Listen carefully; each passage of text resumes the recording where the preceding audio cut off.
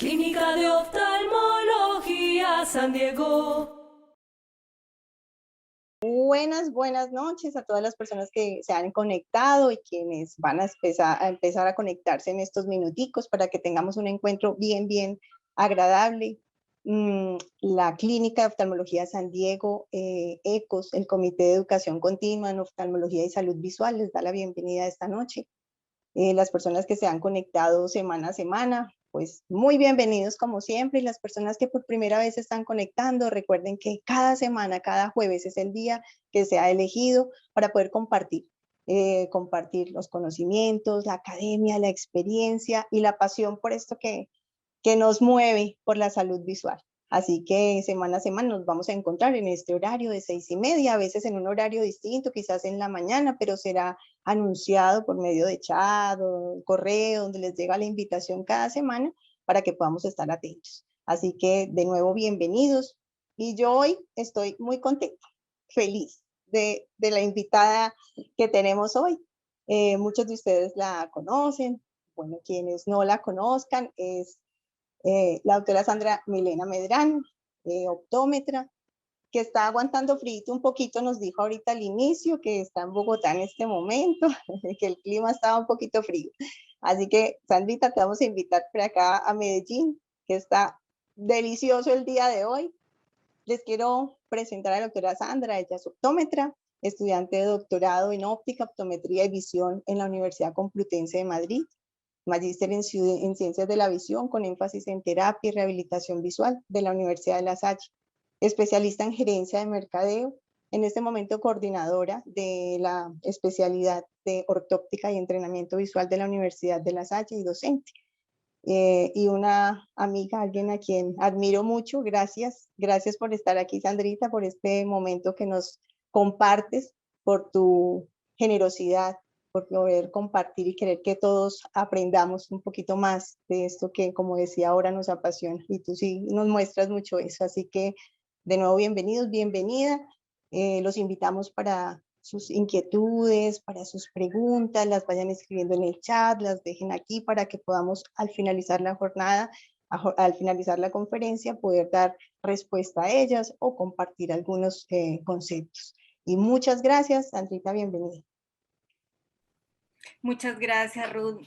Un agradecimiento especial a la Clínica de Oftalmología San Diego por la invitación y particularmente a mi compañera, colega y gran amiga Ruth Meridaza, con quien he tenido la oportunidad de compartir en el ámbito académico ampliamente. Y pues mil gracias a todos los participantes por estar acá. A esta hora, después de todo un día de trabajo, sabemos que es un pequeño esfuercito, pero que sea un compartir, que sea una interacción importante para nuestra profesión y para el área de la salud visual y ocular. El día de hoy les quisimos compartir en conjunto con la Clínica San Diego un tema que consideramos importante en el área de la salud visual, importancia de la percepción visual en el aprendizaje. Y pues comenzamos iniciando quizá la indicación de qué es una dificultad de aprendizaje y qué implica esa dificultad de aprendizaje realmente relacionada con el sistema visual. Y hoy en día sabemos que hay muchos casos, hay muchos niños en sus colegios que refieren dificultades de aprendizaje o sus maestros lo refieren o los padres de familia lo refieren. Y en muchas de esas ocasiones, el primer sitio a donde llegan a buscar una solución y a buscar una causa es en la valoración de su sistema visual, porque a veces se piensa que el no ver bien por falta de anteojos es una causa de un problema de aprendizaje. Sin embargo, pues es importante tener en cuenta que en general estos problemas para realizar tareas escolares y para realizar esos procesos de aprendizaje no necesariamente se deben a unas causas sensoriales marcadas, a déficits patológicos, a privaciones crónicas o a discapacidades específicas que sí pueden estar interactuando en problemas de aprendizaje, pero en muchísimos casos que son los catalogados como dificultades de aprendizaje, esas condiciones pueden estar en general aparentemente normales. Sin embargo, el sistema visual, pues, como ya lo vamos a ver, tiene muchísima representación a nivel cerebral y esa es una de las razones por la cual está involucrado en esos procesos de aprendizaje. Dentro de esas interacciones de los procesos de aprendizaje tenemos que reconocer que pueden haber algunas que estén relacionadas con alteraciones de tipo cognitivo, con alteraciones de tipo sensorial, retraso mental o trastornos emocionales, que hay que diagnosticar a través de un equipo interdisciplinar para poder remitir, para poder manejar de una manera oportuna.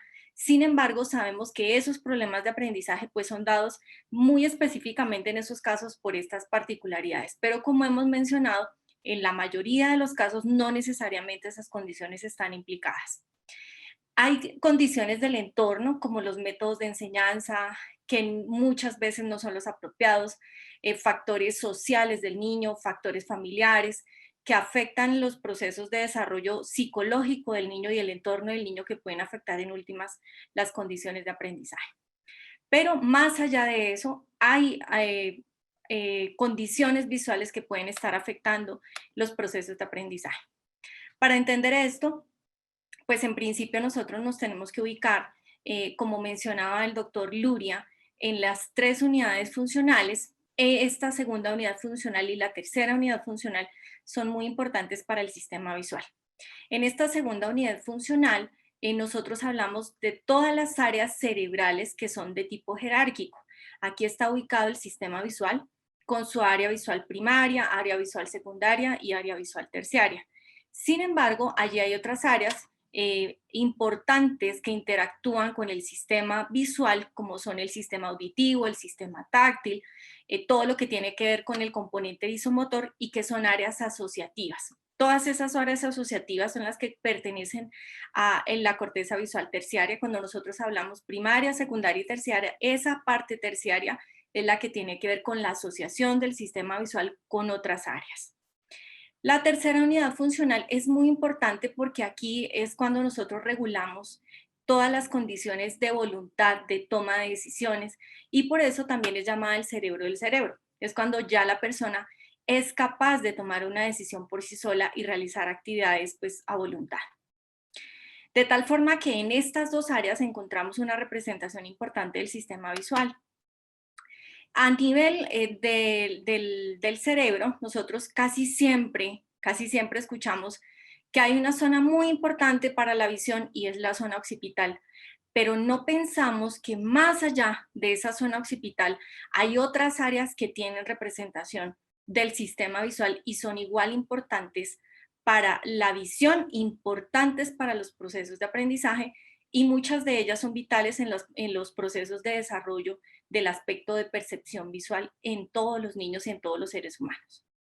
Es así como vemos que toda esta zona es una zona que interactúa directamente.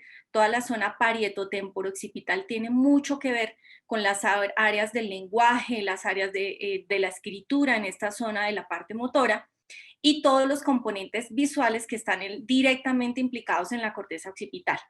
Sin embargo, acá en la corteza frontal hay actividades también voluntarias, como los movimientos acádicos de tipo voluntario, y esta zona también interactúa con otra muy importante que les voy a mostrar ahorita, que es el cerebro medio, muy, muy importante para nosotros, para todo el aspecto que tiene que ver con la motilidad ocular. Estas áreas asociativas pues han sido ampliamente estudiadas y se ha encontrado que tienen mucha relación todo el tiempo en los procesos de aprendizaje. Por eso es importante tener en cuenta que el sistema visual no trabaja de forma aislada. Aquí nosotros podemos entender que casi siempre cuando nosotros hablamos siempre es la vía visual y nosotros pensamos que viene la información de la retina, pasa por el nervio óptico, atraviesa el quiasma, cuerpo geniculado lateral y llega a la corteza occipital, pero se nos olvida que acá en este cerebro medio queda una zona en la cual recibe más o menos el 25% de la información que proviene de la retina. Y no necesariamente llega directamente a la corteza occipital, sino que en esta zona se fundamentan todas las áreas de la motilidad ocular para nosotros poder realizar la mirada conjugada, la mirada a la derecha, la mirada a la izquierda, que los ojos estén trabajando de forma simultánea para hacer el rastreo de información visual, y eso ocurre específicamente en los movimientos acádicos que tienen que ver con los procesos principalmente de lectura en los niños. Entonces, allí también están ubicados todos los núcleos de los músculos extraoculares, que son los que permiten realizar esa corriente de información, realizar activaciones y realizar inhibiciones para que nosotros podamos mover los ojos. Y el resto de la información sí llega a la corteza occipital, pero una vez llega a la corteza occipital, pasa a otras zonas de relevo dependiendo de la necesidad, en el caso particular de los procesos de aprendizaje. Como nosotros vemos generalmente, el sistema visual está más relacionado con los procesos de aprendizaje en lectura y escritura. Siempre que hay una dificultad en lectura, se puede pensar que el niño puede tener dificultades en la parte de la escritura. En general, cuando nosotros hacemos un examen de optometría, pues lo que nosotros prácticamente estamos realizando en un examen de optometría es todo lo que tiene que ver con la primera parte, que es lo que llega específicamente a la primera zona de la corteza occipital, que es el área estriada, o en la corteza visual primaria.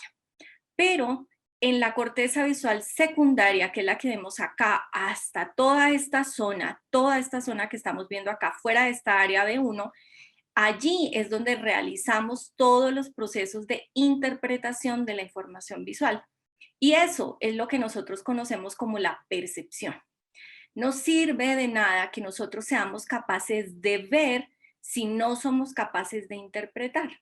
Y esto todo el tiempo, un niño en proceso de aprendizaje y un adulto que sigue aprendiendo, pues necesita aplicarlo. No solamente es ver, sino que sepa interpretar.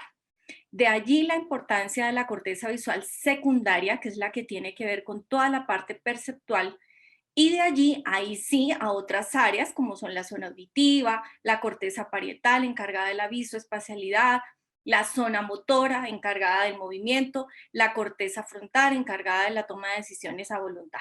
Entonces, ahí es cuando nosotros empezamos a ver que realmente esa zona es vital para todas las actividades de aprendizaje del niño. Si nosotros tuviéramos una lesión en alguna de estas áreas es cuando se empiezan a generar las famosas agnosias, que es que la persona ve, pero no es capaz de saber qué es lo que está viendo.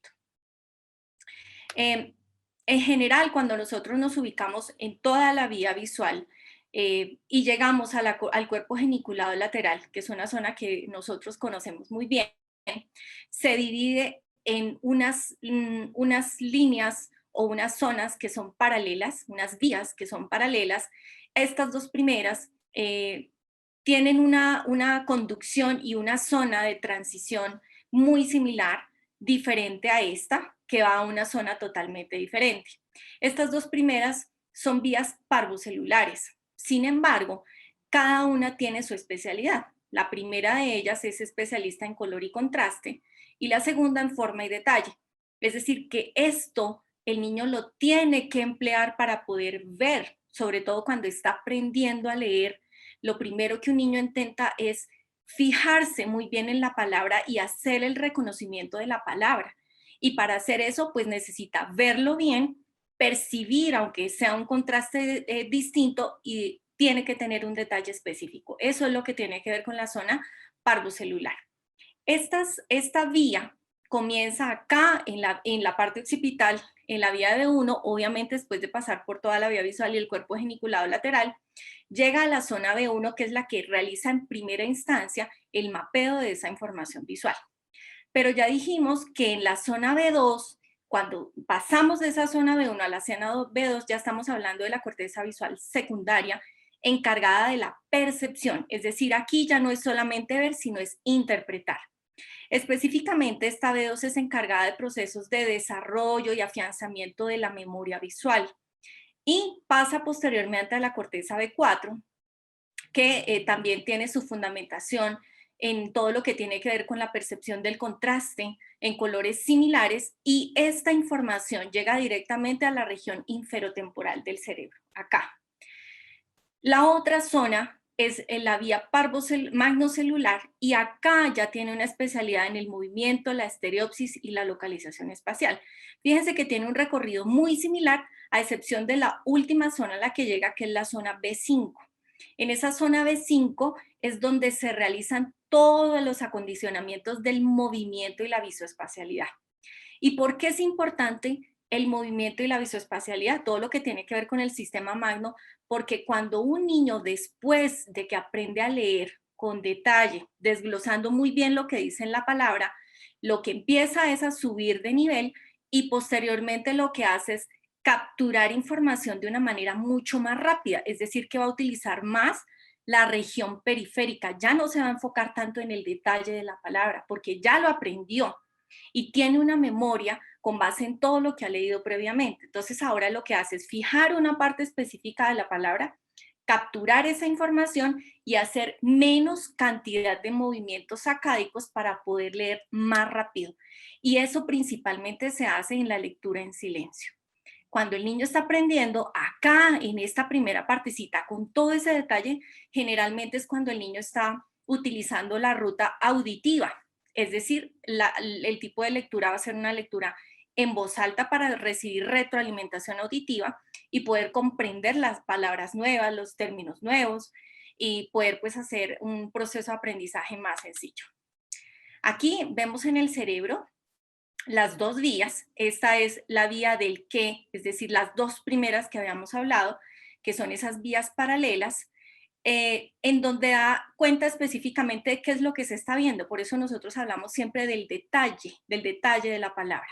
Cuando nosotros ya somos grandes, pues tenemos más capacidad de almacenamiento de mucha información que hemos tenido de experiencia de toda la vida. Pero cuando vemos palabras nuevas, de una terminología que no conocemos, seguramente nos demoremos un poquito más en enfocar lo que está diciendo ahí.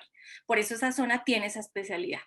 Y la zona dorsal o la vía dorsal es la vía del dónde está esa información. Y allí es la que corresponde a todo lo que tiene que ver con la región periférica, al span de reconocimiento, que es que yo sea capaz de capturar mayor información en un movimiento más pequeño para poder hacer saltos más grandes en los momentos en los que yo estoy leyendo.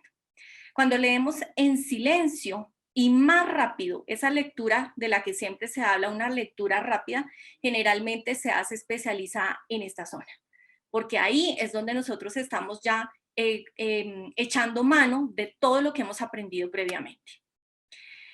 Para nosotros comprender cuál es la importancia de la percepción, además de lo que hemos dicho, pues tenemos que tener muy claro cuál es nuestra función como cuidadores de la salud visual y ocular. Nosotros valoramos defectos refractivos, eso es un componente óptico y debemos entender que hay defectos que principalmente están relacionados con dificultades de aprendizaje, como las hipermetropías, sobre todo las hipermetropías grandes. Sin embargo, las condiciones de tipo binocular afectan el rastreo de la información y afectan los procesos de interpretación de esa información visual. Es decir, que puede entrar la información, pero si no entra clara y no se rastrea de una forma adecuada, la parte perceptiva, que es la encargada de la interpretación, pues va a generar dificultades para poder llevar a cabo su tarea de manera correcta.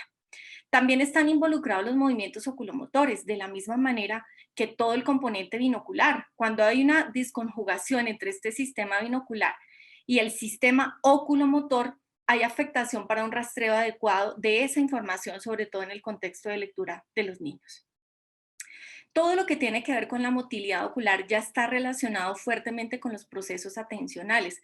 Es decir, que nosotros a veces pensamos que estamos haciendo un diagnóstico o un manejo terapéutico solamente en el sistema visual y resulta que todo lo que estamos trabajando puede tener efectos en condiciones de atención del niño que mejoran, por supuesto, los procesos de aprendizaje.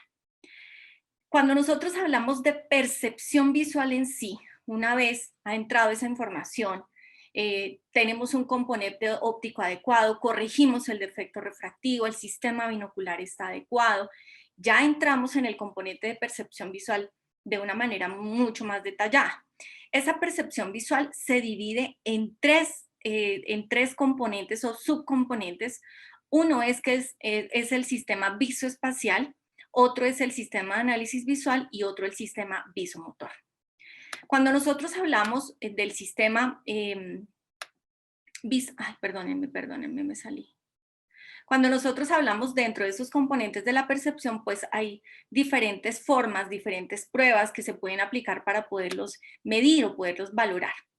En análisis visual específicamente, tenemos diferentes son áreas que nosotros podemos evaluar, como puede ser la discriminación de formas, la figura fondo, el cierre visual, la memoria visual, que es muy importante en contexto de lectura, y memoria visual secuencial, que el niño recuerde, yo leí, pero el orden del cuento era este, primero pasó esto, luego esto, luego esto.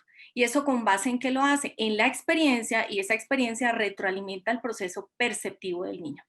El cierre visual, que cierra información, es capaz de leer una frase y puede incluso completarla sin terminar de leer específicamente o decodificar lo que está diciendo ahí.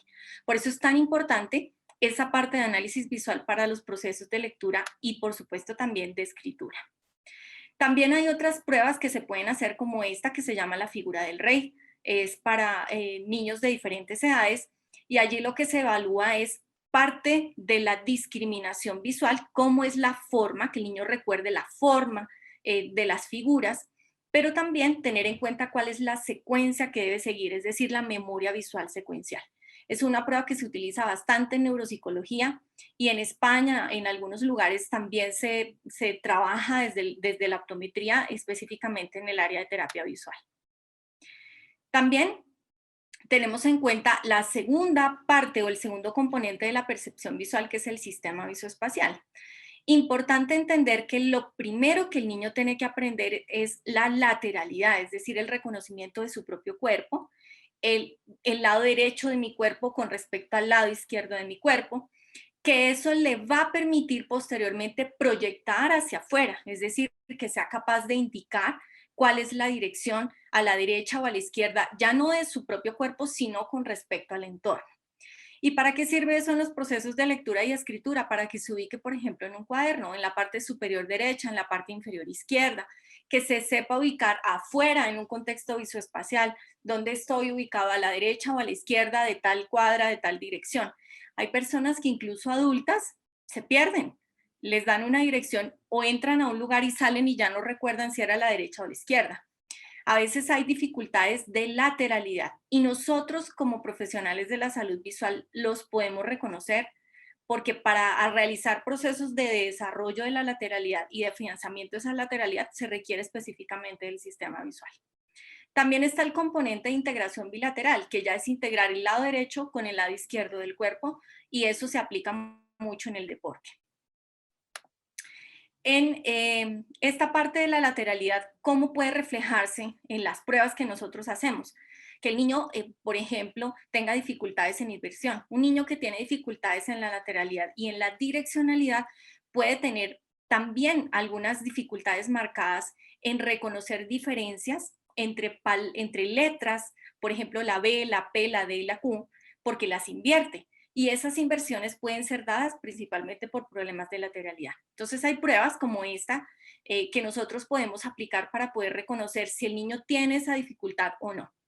Por supuesto esa dificultad pues va a reflejar disminución de la capacidad lectora que puede tener el niño no solamente en velocidad, sino en calidad y en comprensión. Tenemos el componente visomotor y este componente visomotor pues realmente lo que muestra es el reflejo de lo que sucede a través de la vía visual. Si entra la información por la vía visual y no entra de una forma precisa, clara, concisa, exacta, la ruta de salida, que es la parte motora, puede tener dificultades, porque si no veo bien, no retroalimento en mi parte de salida bien. Y esta es una de las pruebas que nosotros podemos aplicar. Estas pruebas, por ejemplo, que es como el test de Berry, son pruebas de copia de figuras específicamente que el niño tiene que ver y luego tiene que recuperar, es decir, escribir o dibujar para luego nosotros poder analizar cómo están esos resultados y poder dar una indicación de qué sucede con estas pruebas. En algunas disfunciones visuales, como en el caso de la ambliopía, ya vamos a ver más adelante, esas áreas están fuertemente afectadas y a veces no lo tenemos en cuenta ni en el diagnóstico ni en el manejo del niño. Entonces, ¿qué disfunciones visuales pueden afectar la percepción? Definitivamente las disfunciones binoculares. Cualquier disfunción binocular no estrábica puede afectar los procesos de percepción visual. La ambliopía también, sobre todo porque la ambliopía hoy en día ya es reconocida como una disfunción no monocular, sino binocular, y el estrabismo, que también nuevamente es una disfunción binocular. Y ustedes se preguntarán, ¿pero por qué la ambliopía no puede ser monocular? Pues resulta que en este modelo, que es el modelo del doctor Dean Sperling, que ha sido modificado por el doctor Levi, uno de los estudiosos e investigadores en los últimos años más importantes en ambliopía y en tratamiento de ambliopía, muestran este modelo, que para cada ojo hay una zona de ingreso de información. Y en esa ruta de ingreso de información, nosotros vamos a interpretar y analizar y a decodificar información que tiene que ver con contraste, con discriminación, con orientación, y pasa a través de estos canales. Sin embargo, hay unas zonas internas que hacen el proceso de ingreso de esa información. Estos triangulitos que ustedes ven acá son triangulitos que indican la ganancia de una información. ¿Qué es la ganancia? Es como el afianzamiento de un aprendizaje para que la siguiente vez que yo vaya a hacer una actividad lo haga más rápido porque ya lo tengo recaudado en mi memoria. Eso sucede en el sistema visual a través de los dos canales, es decir, de ojo derecho y de ojo izquierdo. Pero toda esa información que va viajando por estos dos canales también puede tener zonas de inhibición. Estas son zonas excitatorias y aquí todo esto rojo que ustedes ven acá son zonas inhibitorias, pero son zonas inhibitorias naturales en cualquier ser humano. Todos los seres humanos hacemos inhibición y esa inhibición también la conocemos clínicamente como supresión. Entonces, quiere decir que nosotros fisiológicamente hacemos procesos de supresión para equidistar o para equilibrar el sistema binocular. Cuando hay uno que está en condición superior al otro, el otro tiene que subir y este baja sus condiciones, por eso hay procesos inhibitorios en esa zona, de tal forma que ambos trabajen igualmente con la misma capacidad y aquí en la zona verde que ustedes ven en la parte posterior se genere la sumación binocular. Si nosotros analicemos este modelo en una persona ambliope, pues lo que podemos entender es que si tiene una ambliopía que afecta principalmente la visión o la función visual del ojo izquierdo, este canal va a estar con menos información, el izquierdo va a estar con menos información que el derecho. Pero eso no quiere decir que no transmita la información, viaja la información, pero también está haciendo procesos inhibitorios y este también los hace. Sin embargo, como están en desventaja los dos, ¿cuál va a marcar la pauta principalmente? El ojo derecho. Él marca la pauta y hace más marcado ese proceso de transmisión de la información de tal forma que esta información va a llegar muchísimo más débil acá, de tal forma que la suma de esa información que llega acá junto con la otra va a estar más disminuida. Por eso la sumación binocular de los dos canales va a estar baja, porque si uno está alto y el otro está bajo, el promedio es mucho más bajo que si los dos están en las mismas condiciones. De tal forma que al llegar esa información allá, ahí es cuando echamos de mano de esa información para poder interpretar lo que estamos viendo. Entonces afecta los procesos de percepción visual. Lo mismo ocurre con las disfunciones binoculares no estrábicas, pasa exactamente lo mismo.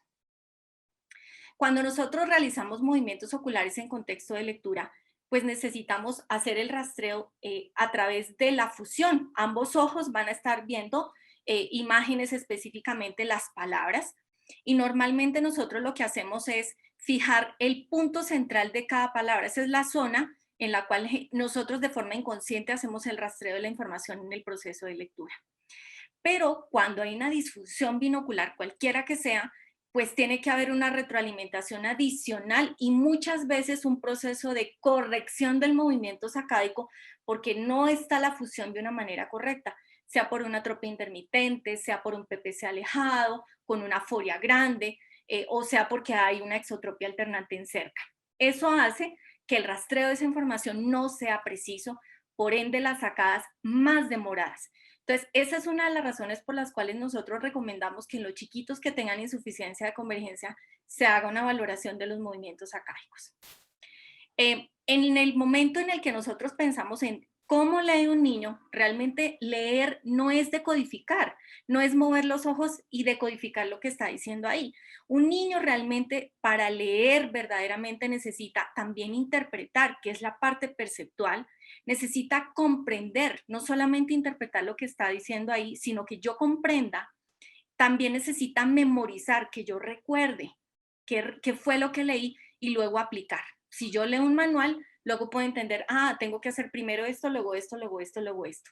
Y eso es lo que verdaderamente permite que después de que el niño aprenda a leer, empiece a aprender. ¿Con base en qué? En esa lectura. Pero si eso no se realiza de una forma adecuada, pues el niño no va a aprender, que nosotros aprendemos después, aprendemos a leer para posteriormente ganar nuevos conocimientos y ese aspecto pues va a estar disminuido en los chiquitos si eso falla. Sobre todo en los primeros años, que es cuando ellos están luchando con los procesos de aprendizaje en principio. Hay diferentes reportes de investigación que respaldan que los movimientos acádicos, la visión binocular es fundamental. Acá, por ejemplo, este es un reporte de un trabajo de investigación en el cual hacían como una valoración de los movimientos acádicos en personas que tenían dificultades en visión binocular, principalmente los ambliopes. Y lo que ven es que después de que las personas han pasado por un proceso terapéutico, mejoran los tiempos de fijación, es decir, ya no necesitan fijar tanto tiempo una palabra para poder capturarla rápido y que pase esa información al cerebro. Hay reportes o escritos más bien a nivel de literatura reconocida que dice, pero ¿cómo los ambliopes no van a aprender a leer? Claro que aprenden a leer y la respuesta es sí aprenden a leer, pero aprenden a leer con muchísimo esfuerzo, con mucha demora. Y muchas veces nosotros no sabemos qué está pasando ese niño allá en el colegio para poder lograr eso mismo que otro compañerito logra más rápido. Y eso pues tiene implicaciones a nivel emocional, implicaciones en el ambiente del niño, implicaciones en sus procesos de aprendizaje porque pueden ser más lentos. Entonces, fíjense acá los tiempos o las duraciones de las sacadas y las duraciones que tienen las fijaciones durante el contexto de la lectura, cómo van disminuyendo una vez se mejora la condición. También se hacen la relación directamente con los procesos de lectura en términos de tiempo, específicamente, y acá lo que vemos es que se ve una disminución del tiempo de la lectura, o sea, que le rinde mucho más leer una vez el niño ha pasado por un proceso terapéutico de estas condiciones visomotoras. También vemos algunos trabajos de investigación que respaldan pruebas que nosotros hacemos en la consulta, como son el PPC, las pruebas de valoración vergencial, las pruebas acomodativas, todo lo que tiene que ver con el trabajo mono y binocular de la función acomodativa y que muestran una relación directa con disfunciones en la lectura específicamente. Entonces, también lo relacionan incluso con procesos de tipo atencional, nuevamente. Entonces, cuando nosotros hacemos una valoración, por ejemplo, de la divergencia funcional, nos damos cuenta que muy seguramente cuando el niño fija, necesita hacer mucho más esfuerzo para poder entender una palabra cuando esa visión binocular no está adecuada. De tal forma que la atención puede verse disminuida o aumentada. Disminuida, ¿por qué? Porque o me concentro en fusionar o me doy cuenta qué es lo que dice ahí en esa palabra. Entonces, el esfuerzo es mucho más marcado y no necesariamente implica un problema cognitivo grave. Entonces, esa lectura se basa en una interacción compleja de las capacidades visuales y motoras. Visuales, claro, y motoras de la motilidad ocular, que finalmente todas ellas tienen que ver con la percepción. Y aproximadamente el 85% de los movimientos oculares durante la lectura son movimientos acádicos. Todo eso tiene que ver con la parte perceptual. Y allí es donde nosotros vamos a ver cómo es que cambia la cantidad de sacadas en el proceso de aprendizaje de la lectura. En la medida en que más expertos nos volvemos, pues menos sacadas deberíamos tener. La ambliopía principalmente se ha asociado con un procesamiento visual más lento, lo que mencionábamos ahora, que es todo lo que tiene que ver cómo ingresa la información sensorial y déficit en la vía deferente, es decir, la ruta sacádica está mucho más disminuida y también la inestabilidad de la fijación que se ha encontrado también en muchos casos de pacientes ambliopes con una mayor cantidad de movimientos sacádicos. Es ahí donde empezamos a entender qué es lo que pasa en cada una de esas disfunciones visomotoras. Entonces, cuando un lector mueve la fijación hacia una nueva palabra, la posición de aterrizaje preferente siempre va a ser el centro de la nueva palabra para hacer el salto, y eso requiere una capacidad de fijación, de fusión, de claridad en la imagen para poder hacer el rastreo de esa información. Esta prueba que estamos viendo acá es una prueba de Realizer, también puede ser una prueba de biságrafo que podemos nosotros utilizar clínicamente para ver cómo se hace el rastreo en los momentos de la lectura, cuántas prosacadas o presacadas hace el niño, cuánto tiempo demora, y al final tiene una parte de comprensión para saber qué tanto recuerda de lo que acaba de leer. Y pues saca un análisis estadístico. También encontramos efectos de la ambliopía anisometrópica en términos de la latencia, de esos movimientos acáicos en el contexto de lectura.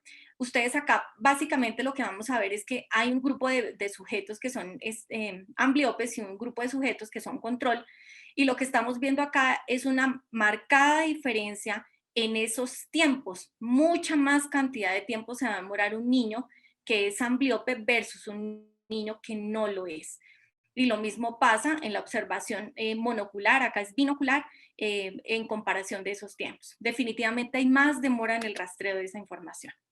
Este es otro trabajo de investigación que muestra la comparación de también sujetos ambliopes versus sujetos que no son ambliopes. Los sujetos ambliopes son los que ustedes ven acá en la barrita blanca que dice pacientes, y los controles que son pacientes no ambliopes.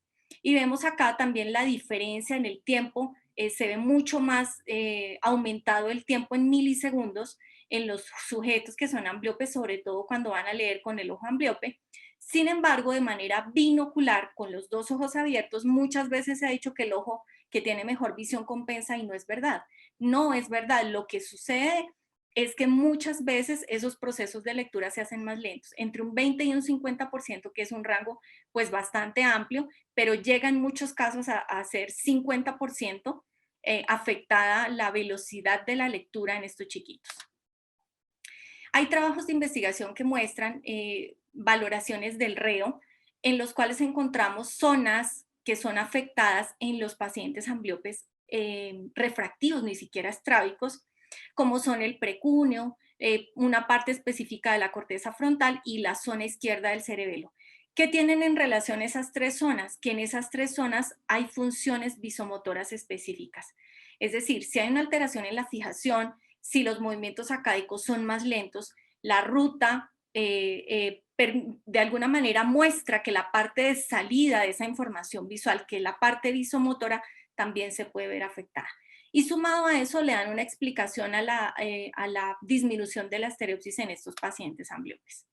Este es otro reporte de investigación de cómo estaba la valoración visomotora en el momento en que los niños están sometidos a una prueba de agarre, que es una prueba visomotora, agarre con detalle, información mucho más detallada.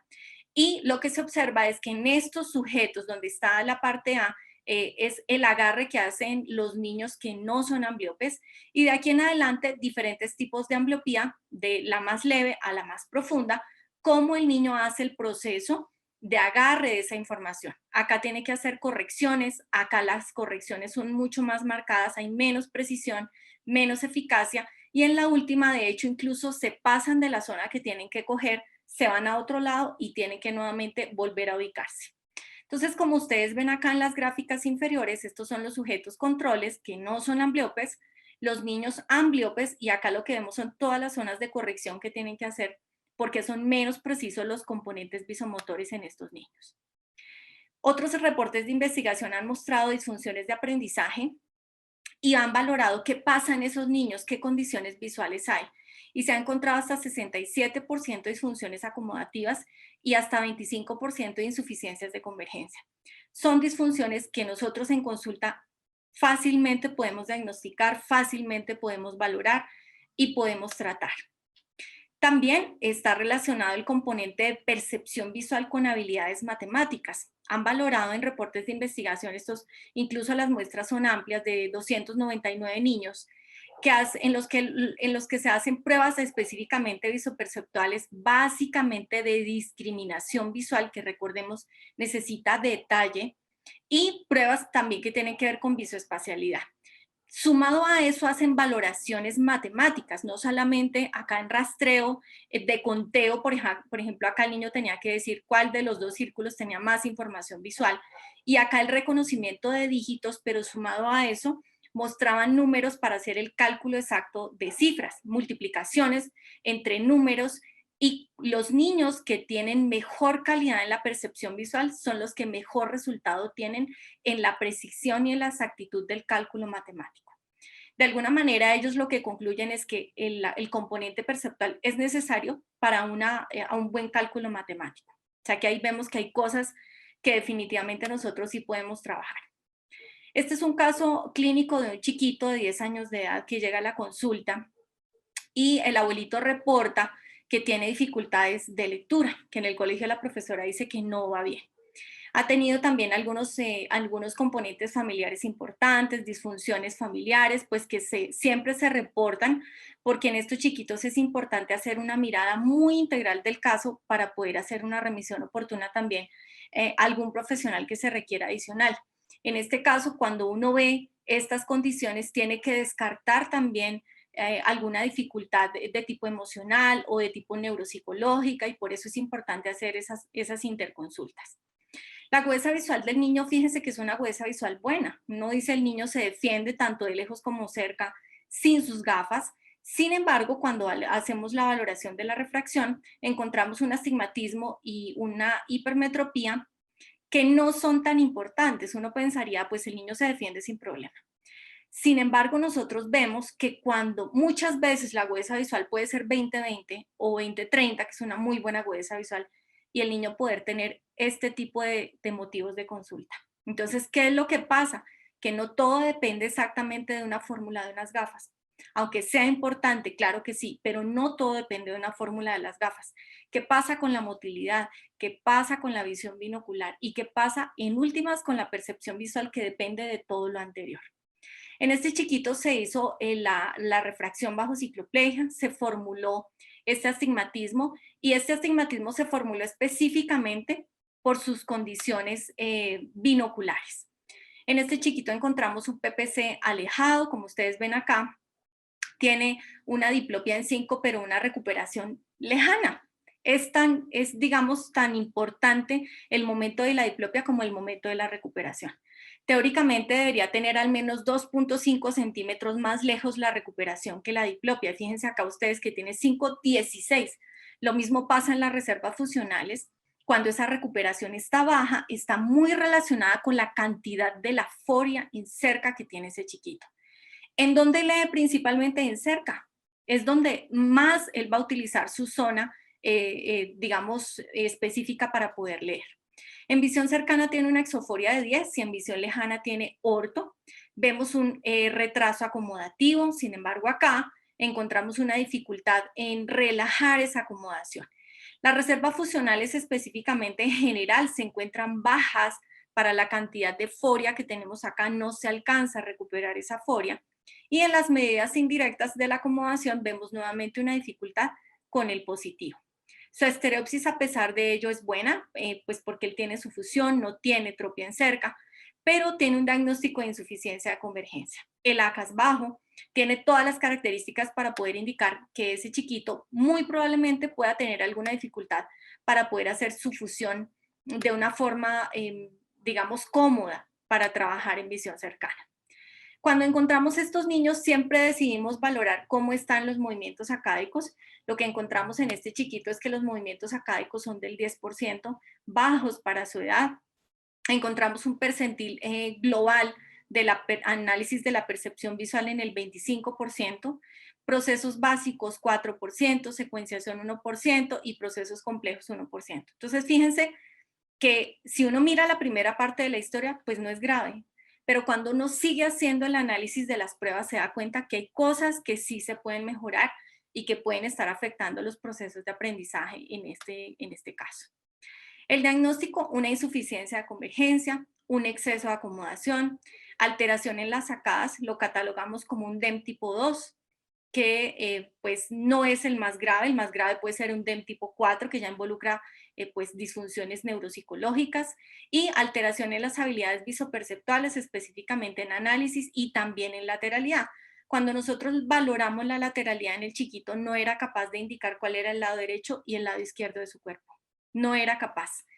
Si está afectado a los 10 años, ese aprendizaje de la lateralidad de su propio cuerpo, pues seguramente la direccionalidad va a estar afectada y seguramente va a tener dificultad en inversiones, que fue lo que encontramos también en este caso. Decidimos remitirlo a neuropsicología. Siempre que vemos estos casos de problemas de aprendizaje, también con temas familiares involucrados, necesitamos hacer otras valoraciones adicionales para poder descartar y hacer tratamientos interdisciplinares. Aquí está la prueba que le hicimos de inversiones. Inicialmente siempre se hace primero la prueba de inversiones. Si en la prueba de inversiones vemos que hay una afectación, luego se hace un análisis, ahí sí de la lateralidad con otra prueba específica. En este caso vemos que el resultado es menor al 1% para su edad. Esto está supremamente afectado en este chiquito. Entonces, tenemos que devolvernos un montón, empezar a enseñarle con respecto a su propio cuerpo cuál es la lateralidad y luego empezar a trabajar con habilidades visuales que tienen que ver con lateralidad para poder empezar a aumentar sus niveles en esta zona de trabajo visoespacial.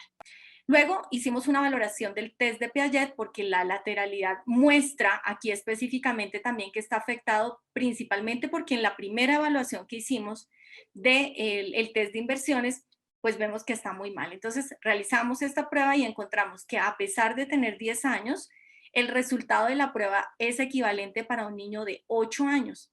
Entonces eso nos indica que también necesitamos remitir al niño a terapia ocupacional, porque este tema de lateralidad se trabaja en conjunto con terapia ocupacional y por supuesto desde el componente visual nosotros tenemos mucho por hacer allí también. Entonces, una vez diagnosticamos todo esto, empezamos a hacer un trabajo muy organizado por sesiones que van organizados principalmente en fases. Ya no estamos hablando de fase mono, bio y binocular, sino estamos hablando de fase 1, fase 2, fase 3 y fase 4. ¿Por qué ya no lo trabajamos así? Porque nosotros podemos involucrar habilidades monoculares, pero también habilidades binoculares, sabiendo muy bien cuál es el objetivo que vamos a cumplir. En la fase 1 generalmente lo que trabajamos es acomodación, todas las habilidades acomodativas y la capacidad fusional, todo lo que tiene que ver con retroalimentación. Si hay procesos de supresión, sacar esa supresión en la primera fase, antisupresión, y luego empezarle al niño a enseñar la fusión. Cuando ya hemos pasado esa fase, en una segunda fase empezamos a aumentar los rangos de fusión desde la periferia hasta el centro. Luego arrancamos a trabajar la divergencia, porque inicialmente siempre vamos a trabajar con lo que más le cuesta, que en este caso es la convergencia. Y en la fase 3 ya hacemos saltos de convergencia a divergencia y hacemos una interacción entre la acomodación y la vergencia, porque ese sistema de acomodación y divergencia trabajan de la mano. Y la última fase es cuando ya empezamos a trabajar, ahí sí, cuando ya la visión binocular está bien, la capacidad fusional está bien, ahí sí empezamos a trabajar movimientos sacádicos. Antes no trabajamos movimientos sacádicos porque lo que vamos es afianzar un sesgo y un error que el niño está realizando para el rastreo de su información. Siempre debemos trabajar eso al final. Y también allí ya empezamos a trabajar con todo lo que tiene que ver con la lateralidad y la direccionalidad, mientras de forma simultánea el terapeuta ocupacional va haciendo la tarea y el neuropsicólogo también. Entonces, aquí ya hemos trabajado 8 sesiones de terapia visual con el niño. Aumentamos, por supuesto, todas esas condiciones de acomodación y de divergencia. Las sacadas, fíjense que se incrementaron al 60%. Mejoran las habilidades perceptuales a valores normales y con el tiempo se observa más atención en la terapia, en el momento de aplicar la terapia en el consultorio, porque al principio parecía un niño más disperso, pero es precisamente porque él no podía hacer ciertas tareas, entonces él quería era evitar la tarea y que no me dijeran está mal, y el niño se dispersaba. Por eso va relacionado con los procesos atencionales y trabajamos la lateralidad que se normalizó, ya con más velocidad se le preguntaba y el niño ya era capaz de indicar el lado derecho y el lado izquierdo de ciertas informaciones visuales. Y lo mejor de todo es que ya estuvo mejor su habilidad lectora. La profesora dijo, el niño ha tenido un cambio. Y quisimos mostrarlo específicamente con las pruebas que ya la neuropsicóloga valoró, específicamente en lectura, en escritura y en las capacidades perceptuales. Esta es una prueba que ella hace antes y después. Y acá ustedes ven atención sostenida, que ella lo realizó en el pre y en el post de la terapia que se le realizó al niño, y lo que vemos es que el percentil aumenta al 100% después de esas sesiones. También todo lo que tiene que ver con las omisiones disminuye, o sea que el niño ya no omite información visual, sino es capaz de percibirla. Antes tenía muchísimas más omisiones con respecto a ahora. También vemos todo el tema de la escritura que mejora en los tiempos, en cuántas palabras él es capaz de escribir. Sin embargo, llevamos muy poquitas sesiones. Y el tema de percepción visual, que es otra de las cosas que ella también resalta, y es que hay menos cantidad de errores perceptuales. Y acá pasamos de un percentil del 10% a un percentil del 70% en la habilidad. Entonces, cuando nosotros hablamos de percepción visual, es todo el componente visual, todo lo que hemos visto anteriormente tiene relación con esa parte perceptual. Entonces, como conclusiones, pues la percepción visual requiere la necesidad de contar con imágenes estables, es decir, que no se muevan, que no se me pierda el renglón, que no me salte, que sean nítidas, o sea, que yo sea capaz de verlas bien, así como la precisión del rastreo de esas mismas con la motilidad ocular, es decir, con las sacadas, que va relacionada directamente con la visión binocular. Percibir es interpretar lo que vemos, actividad que se realiza en el ámbito escolar de forma constante. Todo el tiempo el niño o los niños están viendo y están interpretando cosas. Entonces, necesitan tener una buena capacidad perceptual. Y su estudio es fundamental para brindar un manejo holístico, integral, beneficioso en términos de calidad en el aprendizaje escolar. Entonces, que siempre recordemos que todos estos componentes que acabamos de mencionar pueden contribuir a que el niño tenga pues mejor calidad en sus procesos de aprendizaje y al final pues nosotros también sentir la satisfacción de que podemos aportar a ese niño y también tener en cuenta el trabajo interdisciplinar con otras áreas, que es no menos importante en estos casos. Eso era lo que tenía para contarles el día de hoy. Les agradezco mucho y quedo muy pendiente de cualquier inquietud que de pronto haya. Gracias, doctora Sandra, por esa conferencia tan hermosa, tan buena, excelente. Datos súper ricos, ese llamado de atención para ampliar la mirada, ¿cierto?, de nuestra valoración. Por toda esa fuerza total que nos has puesto de un trabajo integral, de una atención integral que merecen estos niños, que necesitan estos niños, por ayudarnos a ampliar nuestra mirada también y a poder explorar un campo bien interesante y diferente, ¿cierto? Algo que está, creo que todo por hacer. Así que creo que es muy motivadora, supremamente motivadora. No sé, a ver por acá, ¿quiénes? Algunas, ahí felicitaciones, muchas gracias. Muy interesante la charla. Si nos hace más proactivos, dice la doctora en su comentario, la doctora Clara Londoño. Nos han pedido una preguntita. Dime. Cuenta, Jorgito. Primero que todo, mi doctora, muchas gracias por la excelente conferencia. Siempre ha sido así. Un abrazote allá en Bogotá. Gracias. Mi doctora, para dejarte unas cositas ahí. Uno, entonces, con base en lo que estás hablando de esas relaciones que existen entre el área visual y todas las otras áreas asociativas, eso nos daría una explicación de por qué mucha gente, pues muchos dicen, y a veces se toma como un chiste, es que si no cierro los ojos no me concentro, es que si no me pongo las gafas no escucho bien. Esa es una. Lo otro, también según eso, lo que acabas de explicar, entonces, sí o sí, siempre que haya una cirugía de estrabismo, así que en una perfecta ortotropia, debemos entonces realizarle terapia visual para reorganizar todo lo otro, ¿no es cierto? Y por último, en los casos en que uno encuentra pacientes, sea niño o sea ya una persona joven, que por ejemplo tenía una anisometropía grande, un -12, y un neutro que nunca usó gafas, ¿Por qué es tan importante enviarle su corrección en un lente de contacto e iniciarle terapia?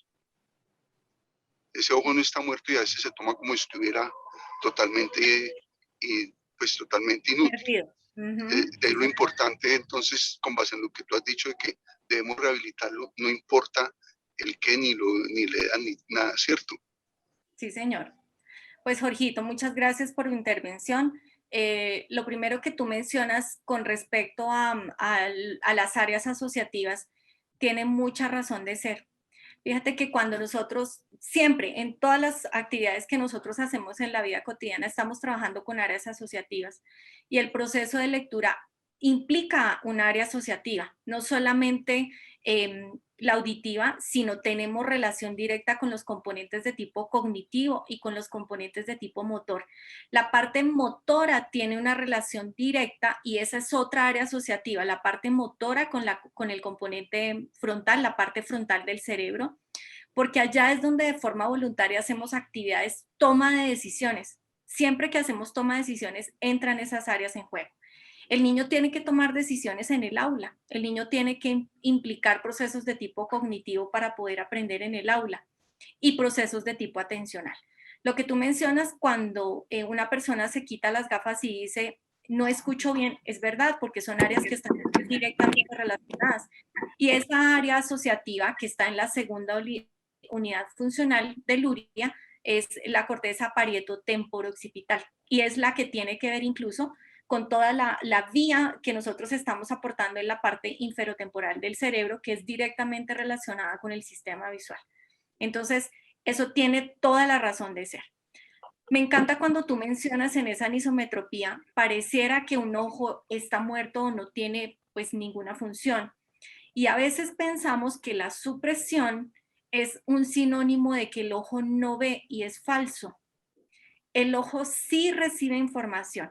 En muchos casos he escuchado que la supresión es cuando la imagen se pierde, cuando la imagen no está. Y no es que no esté, es que no somos conscientes de ella. Y no somos conscientes de ella porque eso tiene que ver también con procesos atencionales. Fíjate que hay trabajos de investigación, Jorgito, que ya están mencionando que en la medida en que los procesos atencionales de un niño sean más altos, es más consciente de las dos imágenes y menos procesos de supresión haría. Mientras que los procesos atencionales más bajos indicarían que hay más facilidad para hacer procesos de inhibición o de supresión. Cuando nosotros vemos los tratamientos actuales, por ejemplo, basados en todos los reportes que ha hecho el doctor Levi en terapia visual de ambliopía, lo primero que él nos enseña a trabajar en esas terapias es trabajen los dos ojos. Por eso ya no se hace fase monocular, biocular y binocular, porque él lo que nos está diciendo, el problema de ese paciente ambliope no es que un ojo no vea, el problema es que los dos ojos no se entienden, no se comunican las dos rutas.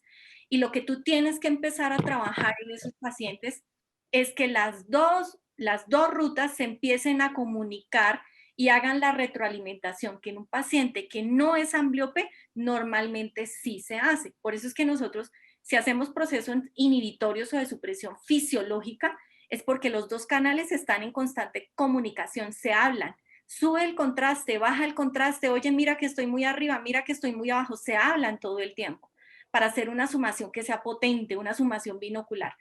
En el ambliope, ¿qué sucede? Pues que un canal está muy arriba, el otro muy decaído, y no se saben comunicar, no trabajan juntos. Yo les digo a mis estudiantes, eso es como si ustedes compararan un equipo, por ejemplo, de atletas en relevo. Hay un atleta que es muy bueno, élite, y hay otro que es un amateur. Fíjate tú, ese equipo versus otro equipo que los dos tienen una muy buena condición. ¿Cuál gana? Pues los que están en la misma condición. Pero estos, cuando hay uno que está en desventaja y no se saben comunicar, no saben hacer el trabajo de una forma similar, van a tener problemas en el resultado. El promedio va a estar mucho más bajo y eso es lo que pasa en la ambliopía. Por eso es que la ambliopía ya no se considera como una disfunción monocular, es una disfunción de tipo binocular, porque lo que está afectada es la valoración o la comunicación que hay entre los dos canales de los dos ojos. Entonces, en ese caso que tú nos manifiestas o nos cuentas de esa anisometropía, lo que hay que empezar a trabajar es eso, sobre todo cuando los chiquitos están en esas edades en las que nosotros podemos sacar mucho provecho de la plasticidad cerebral. Hay que empezarlo a aplicar. Sandrita, hay una pregunta de la doctora Virginia Sechín y aprovechamos y la saludamos, ella desde Argentina, que nos acompaña. Le da las gracias, excelente disertación, y ella pregunta, le consulto en el caso de un niño de 5 años que presenta endotropia alternante, a la espera de una cirugía de estrabismo. ¿De qué forma podemos ayudarlo en su proceso de aprendizaje, ya que de momento no le realizarán procedimiento quirúrgico? Bueno, ahí depende, y ahí se me había pasado una pregunta que nos hacía Jorgito también con respecto al estrabismo. Él nos mencionaba algo muy importante y es qué pasa en los procesos de rehabilitación de esos niños estrábicos una vez se operan. Pues lo ideal sería que antes de que lo remitamos a la cirugía, hagamos todo el manejo terapéutico que podamos y después de eso, con lo que queda, porque ya no voy a trabajar fusión en ese niño, acordémonos que la ley de Hering ya cambia, la fusión o la capacidad binocular se va a ver, digamos, afectada con el proceso quirúrgico, puede verse muy cambiada. Depende del paciente, depende del ángulo de desviación, depende de la condición del estrabismo, porque hay estrabismos básicos que son intermitentes, permiten fusión, esos son más fáciles de trabajar, pero hay otros en los cuales definitivamente hay unas supresiones muy marcadas que nos ponen un poquito de más limitación. Pero en esos casos principalmente lo que tenemos que hacer es mirar la condición específica del estrabismo y una vez nosotros hagamos la terapia visual previa a la cirugía, si vemos que hay condiciones que quedan después de la cirugía para rehabilitar, lo podemos trabajar, que eso ya tiene que ver con una parte de potenciación de ese sistema visual. Específicamente reeducar cómo puede hacer las sacadas, cómo puede hacerlas más rápido, cómo puede sacar provecho de la habilidad que sí tiene. Ya lo que se perdió en términos de visión binocular y no se pueda recuperar, pues seguramente no lo podemos hacer ya en algunos casos, pero en otros lo que podemos hacer es potenciar lo que sí le queda de esa capacidad visual. Entonces, doctora Virginia, me alegra mucho saludarla. En ese caso de un chiquito con una exotropia, por ejemplo, alternante, pues lo que hay que mirar es de cuánto es el ángulo de desviación. Si tenemos la posibilidad de que antes de la cirugía nosotros le hagamos alguna adaptación para que pueda el niño hacer componentes de fusión, por ejemplo, con prismas, hacerle todo el manejo que nosotros veamos que sea posible hacer desde el punto de vista de la facilidad de acomodación, de la amplitud de acomodación, de esos movimientos sacáicos de forma monocular, de todo lo que tiene que ver con la visión periférica, porque tiene que ver con el span de reconocimiento. Y ya cuando nosotros remitamos el niño a cirugía, pues hay que verlo después para ver en qué condiciones quedó y con base en eso sacar provecho de la potenciación del sistema visual. En algunos otros casos, como por ejemplo, yo tuve un caso hace relativamente poco tiempo de una endotropia parcialmente acomodativa, era de 30 prismas, con la corrección que daba en 15, era una chiquita que tenía también problemas de aprendizaje, que no tenía dinero para hacerse la cirugía de los 15 prismas. Entonces lo que hicimos fue prismarle 7 dioptrías prismáticas, estéticamente quedó muy bien y la capacidad de lectura mejoró significativamente, a pesar de que no estaba fijando con su fobia, porque tenía una limitación. Pero a pesar de eso, la niña logró avanzar un montón, también la vimos con la neuropsicóloga, y en un año, porque ella realmente tenía 9 años, y cuando llegó a nuestra consulta tenía 1% de habilidad de lectura y 1% de habilidad de escritura, 1% de capacidad en movimientos arcaicos. Y después del año de un trabajo muy fuerte, porque imagínense ustedes, 9 años, dificultades de lateralidad más todo lo demás, tuvo que empezarse a trabajar desde como si fuera una niña pequeñita.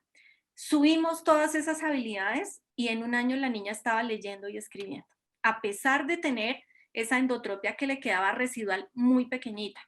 Entonces yo creo que nosotros no debemos darnos por vencidos, sino hay que buscar, siempre dar lo mejor y buscarle el ladito, hacer un muy buen análisis del caso en particular para poder sacar provecho a las habilidades que los niños puedan mejorar.